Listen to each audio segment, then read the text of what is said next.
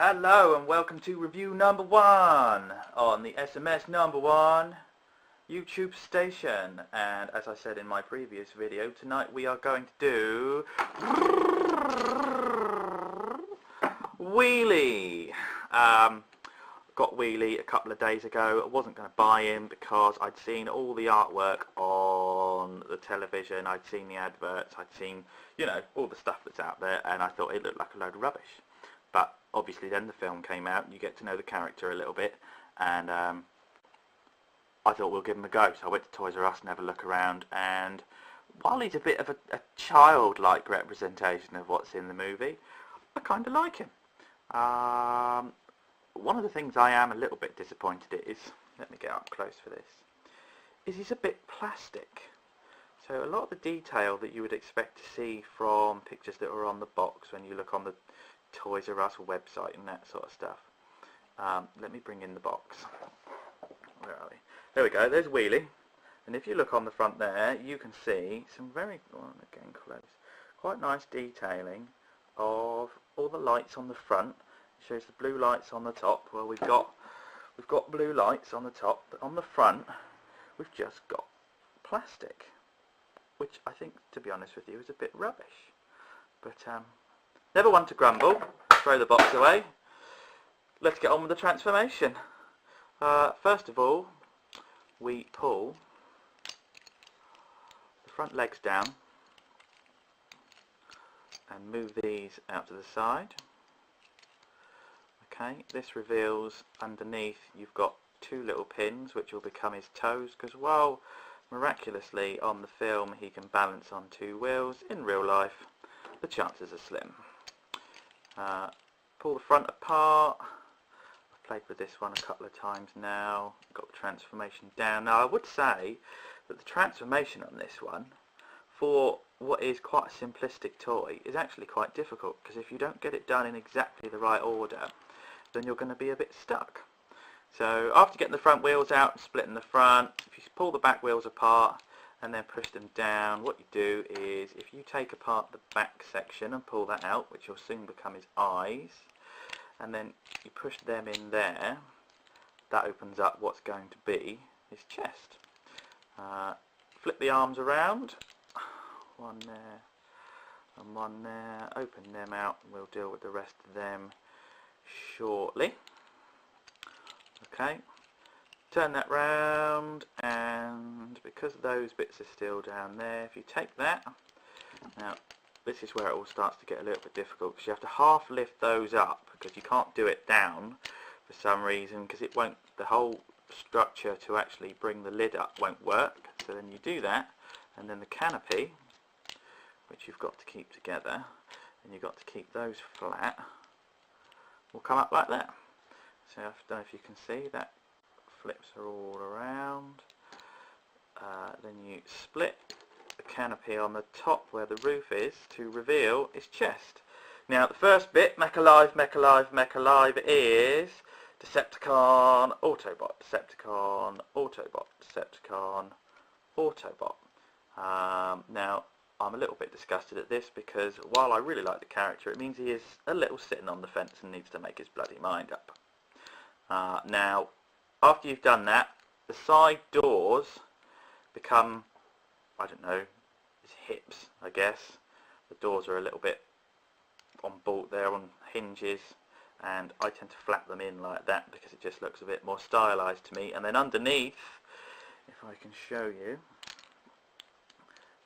you've got a hinge that goes in and out. Let's see, you've got a hinge that goes in and out there, and you've actually got a ball joint that his legs are on. So he is quite articulated, if not a little bit difficult to balance. So then you make sure that, if you can see underneath, you flap these to the side panels of what were the truck rear load bay flat. Okay, and then you pop that back. Now what I do, and it doesn't say to actually do this, but his neck is on some quite long hinges there. So if you push that back and leave those to one side, and then push the neck right forward, and I usually leave them in Autobot because most of my Transformers or Autobots, because I'm a big softie and I'm just a sucker for the good guys. And then when you click that back and make them flat, you've now got, move the camera up a little bit and move everything back, you've now got Wheelie with his neck section and everything. So if you lift that forwards, lift that up, raise the eye, raise the eye. Now I tend to put them like this, which makes him look a little bit sad, but if you put them up like that, so it just doesn't, I don't think it suits him, it makes him look stupid, but just a little doing that in my addled whiskey fueled brain, he just looks a little bit happier. There you've got his mouth, which doesn't look anything, and if you hadn't have seen the movie you'd think that's not a mouth, that's a whole load of balls, but it is really, really close to what you do see with this little Chicago accent in the movie. And then with the legs, I tend to put them out as far as almost as far as I can on the hinges underneath. Bring that forward. Now his legs, he's got chicken legs, which frankly I'm not a big fan of, but there you go. I can't do anything about it. So bring them up, bring them up. I like the way the front grille on the car become his knees, because it just covers up the mechanism underneath a little bit. And then to stand him up, if I move him back and then play with the camera, because I wish I'd got a different camera because I can't really close in as much as I'd like to. You can see how the prongs on the feet give him the ability to stand up. So all you do after that is pull the arms down, and where you've got these silver barrels, well, that's actually the hinges for the front wheels. So you just turn one in, you turn the other in, and then the front wheels become his shoulders.